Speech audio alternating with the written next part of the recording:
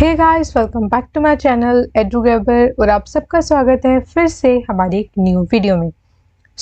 आज की वीडियो होने वाली है अबाउट यूजीसी नेट 2023 क्योंकि कल ही आपकी जो है पीजी स्यूएट की डेट्स भी आ चुकी हैं ऑलरेडी और यूजीसी नेट 2023 की भी आ चुकी हैं। अभी तक जो अनुमान लगाया जा रहा था कि दिसंबर वाला जो सेशन है वो नहीं कंडक्ट हो पाएगा क्योंकि अभी लास्ट एग्ज़ाम जो है बहुत लेट हुए हैं। लेकिन अचानक से जो एनटीए का ये फैसला आया है, यूजीसी के चेयरमैन ने कल ट्वीट करके बताया है कि जो आपके यूजीसी नेट 2023 के एग्जामिनेशन है वो फरवरी लास्ट से स्टार्ट हो जाएंगे और मार्च स्टार्टिंग तक रहने वाले हैं। ठीक है, तो अचानक से डेट आ जाने के बाद काफ़ी सारे बच्चों के मेरे पास बार बार मैसेज आ रहे हैं बिकॉज मेरे पास ऑलमोस्ट अभी ज़्यादातर पीजी के स्टूडेंट हैं, तो वो काफ़ी पैनिक में है क्योंकि आप जो है मास्टर्स में फर्स्ट सेमेस्टर में भी यूजीसी नेट का एग्जामिनेशन दे सकते हो। ठीक है, तो इस रिगार्डिंग मेरे पास काफ़ी सारे अब कन्फ्यूजन्स आए हैं और डाउट्स आए हैं कि अचानक से यूजीसी नेट की डेट आ गई है और मुश्किल से आपके पास 1.5 से 2 महीना बचा है बस। तो क्या आपकी स्ट्रैटेजी होनी चाहिए, क्या आपके टिप्स होने चाहिए, ट्रिक्स होने चाहिए, और मोस्टली बच्चों को तो अभी सिलेबस भी नहीं पता। ठीक है, तो इस आज की वीडियो में मैं वो सारी चीज़ें बताने वाली हूँ कि यूजीसी नेट होता क्या है, उसकी क्वालिफिकेशन क्या है, उनके कौन कौन से पेपर होते हैं, कितने मार्क्स के होते हैं, कितने समय के होते हैं, और आपका क्या सिलेबस है और किस तरीके की टिप्स एंड स्ट्रैटेजीज आपको जो है प्लान करनी है जिससे आप अपनी प्रिपरेशन को स्टार्ट कर सको। ठीक है, एग्जामिनेशन क्रैक करने वाले हफ्ते 2 हफ्ते में पढ़ के भी कर लेते हैं, लेकिन अब तो देखो आपके पास अल्टरनेटिव है ही नहीं। ठीक है, तो आप समय को लेकर अब चिंतित ना हो क्योंकि अगर आपके लिए 2 महीने का समय है तो बाकी सभी के लिए भी 2 महीने का ही समय है। ऐसा नहीं है कि आप अकेले के लिए 2 महीने आपको मिले हैं। ठीक है, सबको इक्वली टाइम मिला है, तो सब लोग जो है अपने एफर्ट्स लगाएंगे। तो प्लीज़ वीडियो को जो है एंड तक वॉच करना ताकि आप एक एक चीज़ को समझ सको। और नेक्स्ट वीडियो मेरी यूजीसी पीजी के बारे में आने वाली है, स्यूएट पीजी 2023, बिकॉज उसकी भी डेट्स आ चुकी हैं, तो उसकी भी प्रिपरेशन आपको कैसे स्टार्ट करनी है मैं नेक्स्ट वीडियो में बताऊंगी। बट अभी उनके लिए वीडियो है जो ऑलरेडी मास्टर्स में एनरोल कर चुके हैं इस ईयर या फिर पहले भी कर चुके हैं और यूजीसी नेट का पेपर देना चाहते हैं। ठीक है, सो लेट्स स्टार्ट। सबसे पहले मैं आपको वेबसाइट दिखा देती हूँ। तो ये आपकी यूजीसी नेट की ऑफिशियल वेबसाइट है जहाँ पे आपको सारे के सारे जो आपके सिलेबसेस हैं वो मिल जाएंगे। ठीक है, लेकिन यहाँ पे एक कन्फ्यूजन की बात यह है कि जब आप यूजीसी नेट सिलेबस टाइप करोगे तो आपको 2 टाइप्स की जो है वेबसाइट देखने को मिलेगी। एक वेबसाइट में पुराना वाला सिलेबस है, ठीक है, तो वो पुराना वाला आपको नहीं देखना है क्योंकि अगर आप नए बच्चे आए हो तो आपको नहीं पता होगा कौन सा पुराना सिलेबस है, कौन सा नया सिलेबस है। इसीलिए मैं आपको वेबसाइट खोल के दिखा रही हूँ कि ये नई वाली वेबसाइट कुछ इस तरीके से दिखती है। और ये वाला जो सारे लिखे हैं ना, ऊपर आप देख सकते हो यहाँ पे लिखा है 2019 ऑनवर्ड्स, एप्लीकेबल फ्रॉम जून 2019। तो ये आपका 2019 से आपका सिलेबस चेंज हो चुका है, तो आपको केवल उसी वेबसाइट से डाउनलोड करना है जहाँ पे ये वाली लाइन लिखी होगी। ठीक है, तो यहाँ पे हिंदी और इंग्लिश दोनों ही आपकी लैंग्वेजेस में अवेलेबल है सिलेबस, आप अपने सब्जेक्ट के अकॉर्डिंग यहाँ पे डाउनलोड कर सकते हो।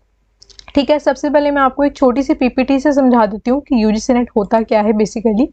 ठीक है, तो यूजीसी नेट क्या होता है? The National Eligibility Test is conducted on behalf of the University Grants Commission for determining the eligibility of Indian nationals for the eligibility of assistant professorship, junior research fellowship और both for Indian universities and the college. So basically आपका जो net का paper होता है वो आपकी professor बनने की एलिजिबिलिटी होती है।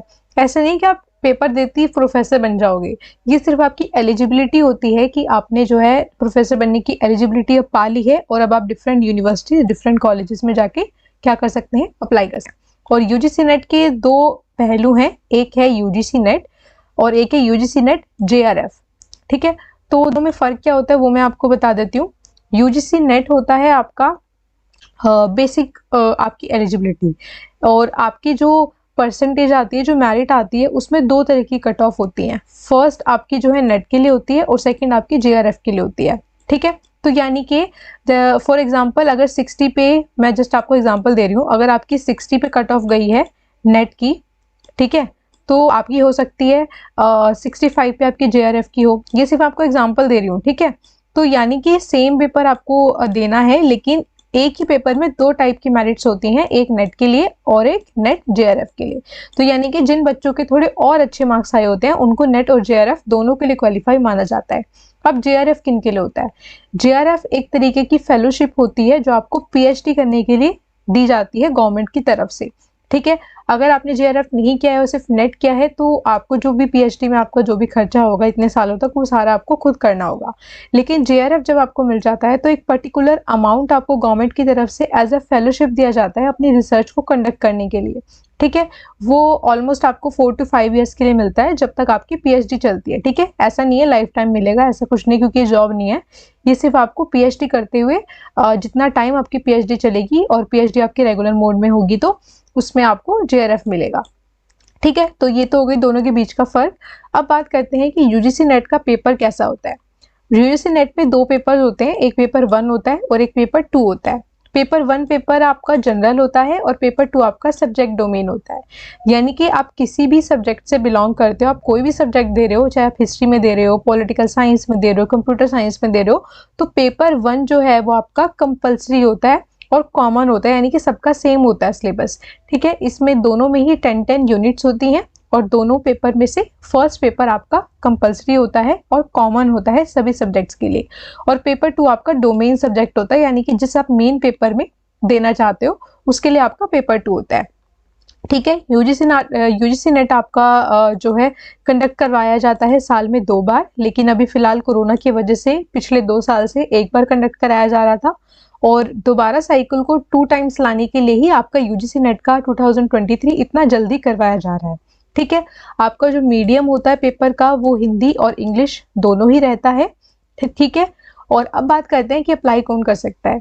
Candidates who are pursuing their master's degree or equivalent course, or candidates who have appeared for their qualifying master's degree examination and whose result is still awaited, or candidates whose qualifying examination have been delayed may also apply for this test।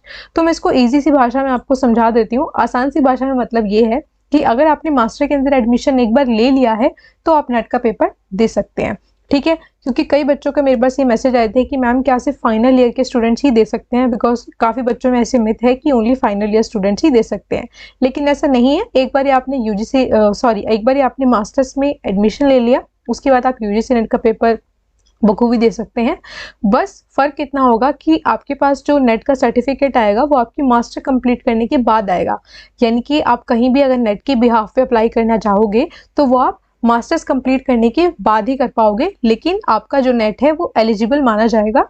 आपको जो degree होगी सिर्फ वो बाद में मिलेगी, जो certificate होता है नेट का वो आपको बाद में मिलेगा, लेकिन आप नेट क्वालिफाई कर सकते हो ड्यूरिंग योर मास्टर्स। रेदर आप फर्स्ट सेमेस्टर या लास्ट सेमेस्टर में हो, कोई फर्क नहीं पड़ता, सिर्फ अपने मास्टर्स में एडमिशन लिया होना चाहिए उस सब्जेक्ट में जिसमें आप नेट दे रहे हो, ठीक है।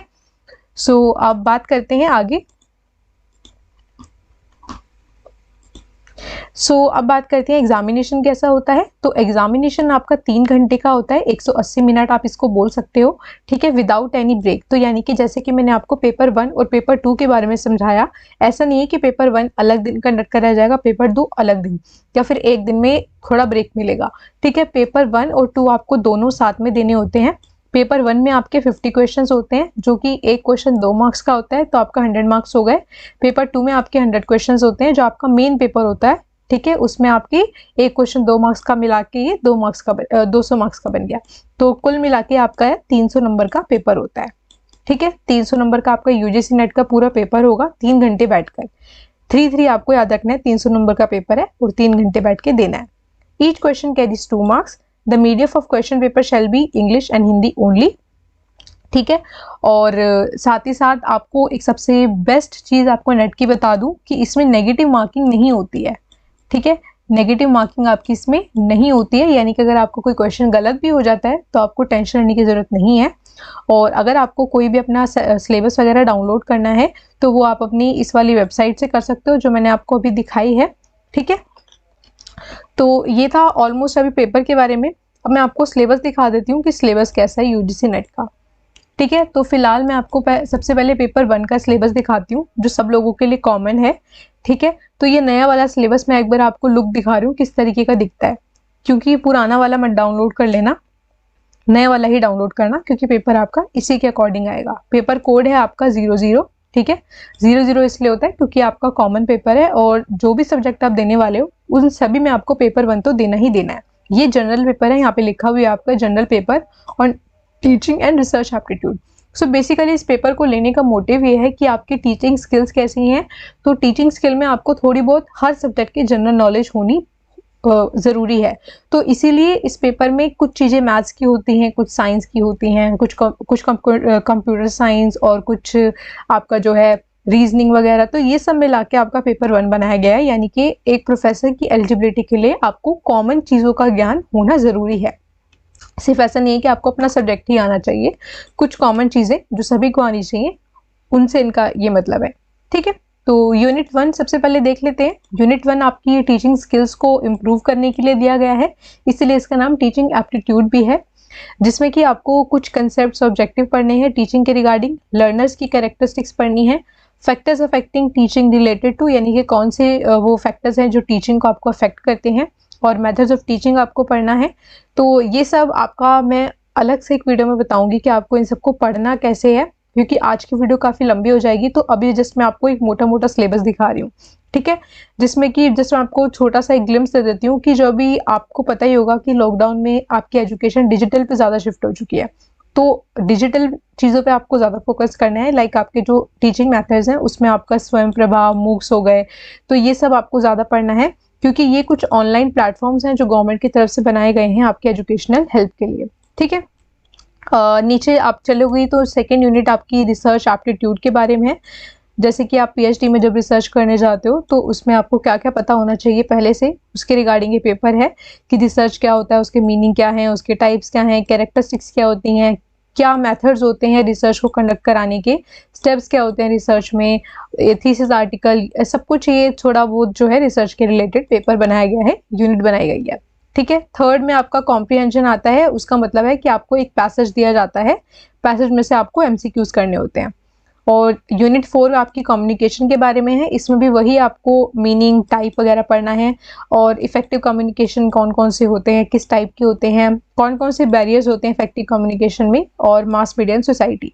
तो अभी आप सबको ये नया नया लगेगा, लेकिन जब आप एक बार ही स्टार्ट कर दोगे पढ़ना तो आपकी पेस बन जाएगी, क्योंकि स्टार्टिंग में जब मैंने भी स्टार्ट किया था तो सब चीज़ें मेरे लिए भी बहुत न्यू थी और मुझे समझ नहीं आ रहा था ये सब क्या लिखा हुआ है। ठीक है, लेकिन अभी बस आप इसको देख लीजिए, जब एक बारी आप पढ़ना स्टार्ट करोगे तो आपको सब चीज़ें फेमिलियर हो जाएंगी। यूनिट 5 आपकी मैथमेटिक्स है, जिसमें कि वही थोड़ी बहुत आपकी रीजनिंग पूछी जाएगी, जिस तरीके से कम्पिटिटिव एग्जाम्स में पूछा जाता है आपकी नंबर सीरीज, लेटर सीरीज, वो सब पूछा जाएगा। लेकिन जिस तरीके का, जिस लेवल का पेपर आपका एसएससी का होता है और बाकी अदर गवर्नमेंट एग्जाम्स होते हैं, उतने लेवल की आपकी रीजनिंग नहीं आती है। यहाँ पे बहुत नॉर्मल और कॉमन लेवल की रीजनिंग एप्टीट्यूड आता है। ठीक है, उसके बाद आपको लॉजिकल रीजनिंग पढ़ना है। लॉजिकल रीजनिंग में आपको ये वाले कुछ टर्म्स बहुत तंग करने वाले हैं आगे, क्योंकि स्टार्टिंग में मुझे भी बहुत किया था इन्होंने तंग, लेकिन एक बार आप जब इनको पढ़ना स्टार्ट कर दोगे तो आपको समझ में आने स्टार्ट हो जाएंगे। प्रमाणा, प्रत्यक्षा, अनुमाना, उपमाना, ये सारे आपकी जो आपकी एंशियंट टाइप की टाइम की जो हमारी नॉलेज थी, नॉलेज सिस्टम था, एजुकेशन सिस्टम था, उन सबसे रिलेटेड ये सारी चीज़ें हैं। ठीक है, तो ये सब चीज़ें आपको इसमें लॉजिकल रीजनिंग में पढ़नी है। उसके बाद आपकी नेक्स्ट यूनिट है आपकी डेटा इंटरप्रिटेशन, जिसमें कि आपके ग्राफ, पाई चार्ट, ये सब चीज़ें पूछी जाती हैं, टेबल पूछी जाती हैं, उनसे आपके कुछ एक टेबल या फिर एक ग्राफ से आपके कुछ 5 क्वेश्चन पूछे जाते हैं। उसके बाद आपका आईसीटी आ जाता है, इंफॉर्मेशन एंड कम्युनिकेशन टेक्नोलॉजी, जिसमें आपको बेसिक कंप्यूटर की नॉलेज पूछी जाती है, कुछ फुल फॉर्म्स पूछे जाते हैं, कुछ चीज़ों का यूज़ पूछा जाता है, टाइप्स पूछा जाता है। ठीक है, तो ये सब आपका यूनिट 8 में पूछा जाता है। उसके बाद आपका 2 यूनिट बचती हैं। यूनिट 9 आपकी पीपल डेवलपमेंट एंड इन्वायरमेंट है, तो इसमें सारी चीज़ें आपको इन्वायरमेंट के रिलेटेड मिलेंगी। एंड देन आपकी जो लास्ट यूनिट है वो आपकी हायर एजुकेशन से रिलेट करती है, जिसमें कि आपको हायर एजुकेशन से रिलेटेड सारी कमिटीज़ और आपकी इंस्टीट्यूशंस कब वो इस्टेब्लिश हुए, कब कौन सी पॉलिसी आई, इस तरीके की चीज़ें कुछ पढ़नी होंगी। ठीक है, कुछ फुल फॉर्म्स आपको पढ़नी होंगी। तो ये सारी चीज़ें थी आपकी पेपर 1 के कॉमन सिलेबस में, और ये कुछ नोट आपका दे रखा है कि हर क्वेश्चन 2 मार्क्स का होता है। ठीक है, और इसके कुछ एग्जांपल्स वगैरह भी आपको नेट पे आप देख सकते हो पुराने पेपर निकाल करके। सो ये था अब तक का कॉमन पेपर जो सबके लिए है। और एक बारी मैं आपको पॉलिटिकल साइंस का भी दिखा देती हूँ, बिकॉज मेरे मोस्टली पीजी के स्टूडेंट पॉलिटिकल साइंस से रिलेट करते हैं, तो इसलिए मैं उनके लिए एक बार पॉलिटिकल साइंस का खोल के दिखाया है। आपको जो भी डोमेन सब्जेक्ट है आप उसको खोल के चेक कर सकते हो डाउनलोड करके। ठीक है, सो ये है आपका फर्स्ट यूनिट पॉलिटिकल थ्योरी से रिलेट करती है। उसके बाद सेकेंड यूनिट आपकी पॉलिटिकल थॉट, जिसमें कि आपके वेस्टर्न पॉलिटिकल थॉट आ जाते हैं। उसके बाद यूनिट 3 आपकी इंडियन पॉलिटिकल थॉट आ जाती है। उसके बाद ऑलमोस्ट आपका जो पीजी में आपने एंट्रेंस के टाइम पढ़ा होगा वही है ऑलमोस्ट, ठीक है, 70-80% तो वही है, कंपैरेटिव पॉलिटिक्स। उसके बाद आपकी एक यूनिट आ जाती है इंटरनेशनल रिलेशंस, जिसमें कि आपको सारे यूनाइटेड नेशन और जितने भी आपकी ऑर्गेनाइजेशंस होते हैं इंटरनेशनल लेवल के, वो सारे पढ़ने हैं, ठीक है। पूरा नहीं पढ़ सकती सिलेबस क्योंकि बहुत बड़ा है, डाउनलोड करके आप लोग चेक कर सकते हो, वेबसाइट का लिंक भी डिस्क्रिप्शन बॉक्स में दे दूंगी। फिर इंडियन फॉरेन पॉलिसी आ जाता है आपका, और फिर आपका आ जाता है पॉलिटिकल इंस्टीट्यूशंस इन इंडिया, जिसमें कि आपका ऑलमोस्ट पूरा इंडियन पॉलिटी आएगा थोड़ा थोड़ा करके। और फिर आपका पॉलिटिकल प्रोसेस इन इंडिया और public administration, and then last unit है आपकी गवर्नेंस, ठीक है। तो ये आपका 10 यूनिट का सिलेबस है। ऑलमोस्ट सारे पेपर में आपका 10 यूनिट का सिलेबस मिलेगा। सो 10 यूनिट हो गई आपकी पेपर 1 की जो कॉमन पेपर है, और 10 यूनिट हो गई आपकी पेपर 2 की जो आपका डोमेन सब्जेक्ट है, ठीक है। तो कुल मिला के आपको लगभग 20 यूनिट का जो सिलेबस है वो कंप्लीट करना है। 20 यूनिट का आपको देख के बड़ा लग रहा होगा कि मुश्किल से 1.5-2 महीने और 20 यूनिट पढ़नी है। तो ऐसा नहीं है कि आपको हर एक यूनिट में परफेक्ट होना ज़रूरी है, ठीक है। आपको ज़रूरी नहीं है हर यूनिट आनी चाहिए, लेकिन आप एक बार ही पढ़ना स्टार्ट करोगे तब आपको पता चलेगा कौन सी यूनिट आपको कितनी आसान पड़ रही है, ठीक है। और पेपर 1 का जो क्राइटेरिया होता है, एक तरीके से पर यूनिट से 5 क्वेश्चन का एवरेज माना जाता है कि हर एक यूनिट से आपके लगभग 5 क्वेश्चन पूछे जाएंगे।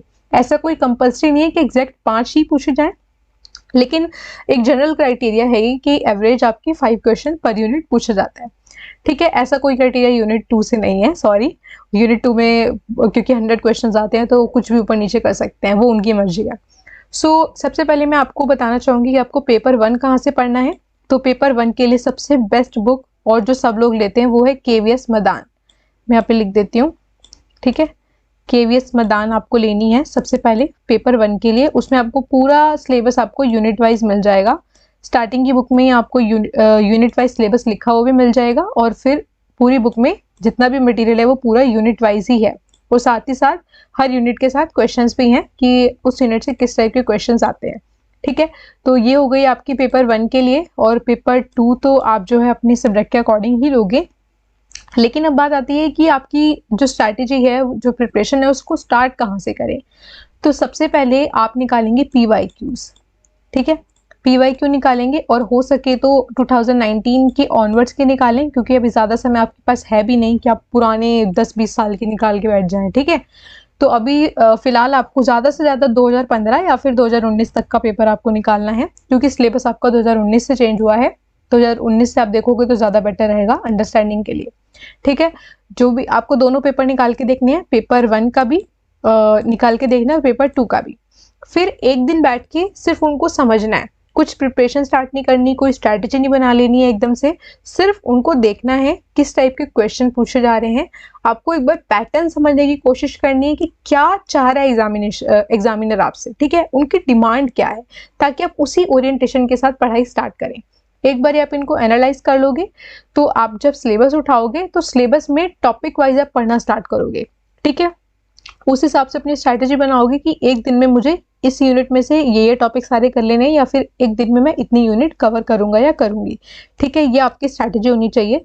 और अगर आपके पेपर में ऑलमोस्ट 1.5 से 2 महीना है, तो आपको कोशिश करनी है कि जो आपका सिलेबस है वो 1 महीने के अंदर आप कंप्लीट करो, ताकि जो नेक्स्ट आपका मंथ बचेगा उसमें आप रिवीजन कर सको, ठीक है। क्योंकि सारी चीज़ें भी आपके लिए नई हैं, तो आपको फर्स्ट अटेम्प्ट में एकदम से सब कुछ आपके माइंड में फिट नहीं होगा, ठीक है। तो फर्स्ट मंथ में आपको सिर्फ सिलेबस को कवर करने की कोशिश करनी है, ताकि जब सेकंड अटेम्प्ट में आप उसको रिवाइज करने जाओ तो आपको ऑलरेडी हाईलाइटेड पॉइंट दिख जाएं और हाईलाइटेड चीज़ें आपको पता हो कि क्या क्या मुझे मेन इसमें पढ़नी है, तो आपको रिवीजन के लिए टाइम मिल जाएगा काफ़ी, ठीक है। और एक और बात मैं आपको बता देती हूँ कि हम अपने ऑलरेडी PG पॉलिटिकल साइंस के लिए SUET के लिए 2023 की कोचिंग स्टार्ट कर रहे हैं, जिसकी रजिस्ट्रेशन हम कल से स्टार्ट कर रहे हैं। तो उसमें जो है UGC नेट पॉलिटिकल साइंस वाले बच्चे भी एनरोल कर सकते हैं, क्योंकि लगभग उसमें पूरा आपने देखा ही होगा सिलेबस, मैंने आपको जस्ट दिखाया है कि कितना वो SUET से मैच करता है। तो बेसिकली आपने जो MA एंट्रेंस में पढ़ा है वही आपको बिल्कुल फोकस के साथ पढ़ना है और थोड़ा सा और डीपली पढ़ना है। तो लगभग 80-90% आपका जो सिलेबस है पॉलिटिकल साइंस यूजीसी नेट, वो वही है एमए एंट्रेंस वाला। तो जो बच्चे नेट देना चाहते हैं वो भी हमारे उस कोर्स में एनरोल कर सकते हैं, और सीयूएट पीजी वाले तो ऑफ कोर्स करेंगे ही। और अगर आपको एनरोल नहीं करना है तो उसमें सब्जेक्ट वाइज हमने जो है मटेरियल्स डालने स्टार्ट करे हैं। आप डायरेक्टली मटेरियल भी परचेज कर सकते हो अगर आपको लगता है कि आपके पास क्लास लेने का समय नहीं है और आपको सिर्फ मटेरियल चाहिए, आप इतने कॉन्फिडेंट हो कि आपको सब कुछ आता है, सिर्फ मटेरियल से आपको हेल्प चाहिए, तो आप हमारे मटेरियल भी ले सकते हो। और कहाँ मिलेगा? हमारी वेबसाइट पे मिलेगा, सॉरी एप्लीकेशन पे मिलेगा। एप्लीकेशन का नाम हमारा वही है एजुग्रैबर। प्ले स्टोर पे आपको मिल जाएगी और नीचे लिंक भी मिल जाएगा प्ले स्टोर का। आप उसको डाउनलोड करोगे तो उसमें आपको डाउनलोड करने के साथ ही होम पेज पे सारा कुछ कोर्स की डिटेल्स भी और स्टडी मटेरियल की डिटेल भी आपको मिल जाएगी वहाँ पे, ठीक है। तो लास्ट ईयर का भी हमारा रिस्पांस, जो हमारी एंट्रेंस गाइड हमने निकाली थी, बहुत अच्छा उसका रिस्पांस आया था। उस सभी के लिए आप सभी को बहुत बहुत धन्यवाद। तो वहीं से मोटिवेशन लेते हुए हमने अपनी एप्लीकेशन लॉन्च करी है अभी रिसेंटली, और उसमें बहुत सी चीज़ें अभी डालनी हैं, बाकी हैं, और बहुत चीज़ें डाल चुके हैं। तो आप एक बार जब डाउनलोड कर लोगे तो आपको सब चीज़ें समझ आ जाएंगी, ठीक है। तो बेसिकली आपको इस तरीके से अपना प्लान अभी बनाना है, और समय समय पर मैं भी और वीडियोस भी लेकर आऊँगी आगे कि किस तरीके से आपको आगे बढ़ना है, और साथ ही साथ सीयूएट पीजी की भी लेकर आऊँगी। तो मेक श्योर करें कि आप चैनल को सब्सक्राइब कर लें और आगे जो बेल आइकन उसको प्रेस कर लें, बिकॉज वीडियो काफ़ी लंबी हो जाएगी, इसीलिए मैं इस वीडियो को अभी यहीं रोक रही हूँ। बाकी की चीज़ें मैं अदर वीडियोस में बताऊंगी। और मेक श्योर करें हमें टेलीग्राम पे ज्वाइन करना, क्योंकि नीचे डिस्क्रिप्शन बॉक्स में आपको लिंक मिल जाएगा, वहाँ पे हम सारी बातें डिस्कस करते हैं आपसे और सारी इन्फॉर्मेशन देते रहते हैं, ठीक है। सो मिलते हैं आपसे नेक्स्ट वीडियो में, और मेक श्योर करें कि हमारी एप्लीकेशन को आप डाउनलोड कर लें प्ले स्टोर से, जिसका नाम है एजुग्रैबर। आपको बहुत हेल्पफुल होगा, क्योंकि वहाँ पे पेड के साथ साथ बहुत सारा एम्पल अमाउंट में फ्री मटेरियल भी है जो कि आपको बहुत हेल्प करने वाला है, ठीक है। मिलते हैं आपसे नेक्स्ट वीडियो में, तब तक के लिए गुड बाय, टेक केयर।